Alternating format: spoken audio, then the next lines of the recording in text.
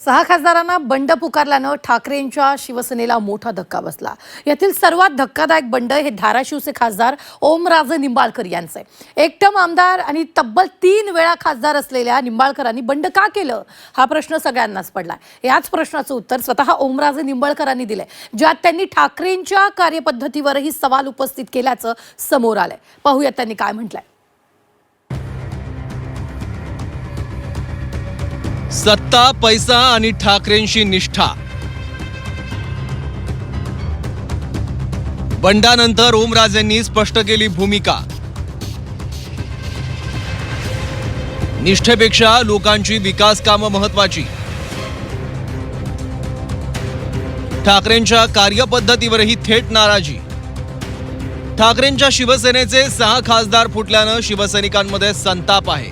ज्या मराठवाड्यानं ठाकरेंना साथ देत तब्बल 3 खासदार दिले, त्याच मराठवाड्यातील 3 खासदारांनी ठाकरेंची साथ सोडली। यात सर्वाधिक चर्चा होते ती धाराशिवचे खासदार ओमराजे निंबाळकरांच्या बंडखोरीची। महत्वाची पदं, वारंवार संधी, मान सन्मान देऊन सुद्धा ओमराजेंनी ठाकरेंची साथ सोडल्याचा आरोप शिवसैनिक करतायत। आता या आरोपांचं उत्तर स्वतः ओमराजेंनी दिलं। बंडखोरीबाबत ओमराजेंनी पहिल्यांदाच प्रतिक्रिया दिली। एका वृत्तपत्राला दिलेल्या मुलाखतीत निंबाळकरांनी पहिल्यांदाच त्यांची भूमिका स्पष्ट केली आहे। समोर सत्ता आणि पैसा आहे, माझ्याकडे फक्त निष्ठा आहे। पण निष्ठा असूनही जर लोकांची कामं करता येत नसतील तर मतदारांसमोर कसं जायचं? कोरड्या हातानं मी कधीपर्यंत फिरणार?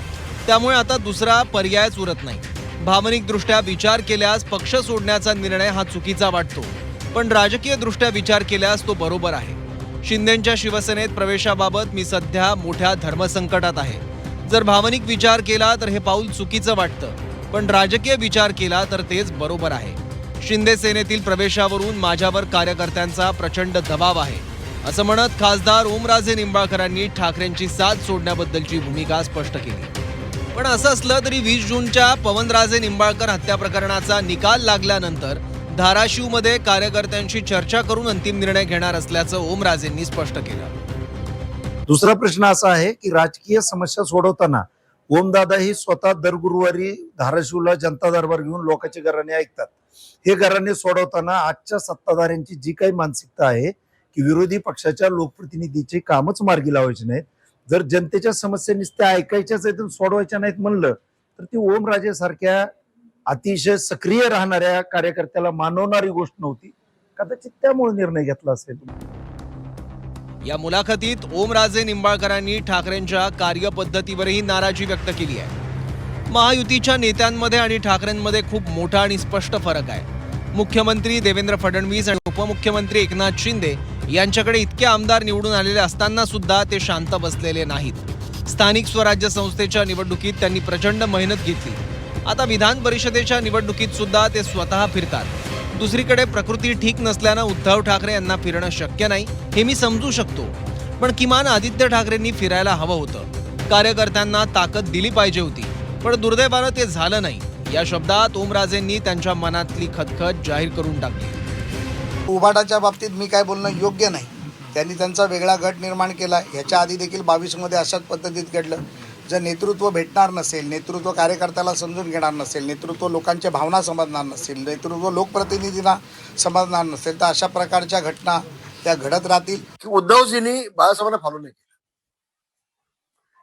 जे साहेबांनी केलं तेच जर उद्धवजींनी केलं असतं आज महाराष्ट्रामध्ये शिवसेना नंबर 1 ची असते।